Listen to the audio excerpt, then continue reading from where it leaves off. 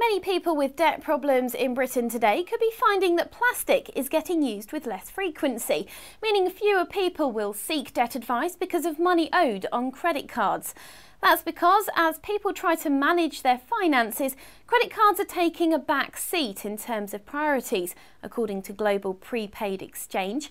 Kevin Harrington, Managing Director at the company, said credit card usage in the UK has been on a small decline for the past year as prepaid credit cards become the more popular choice.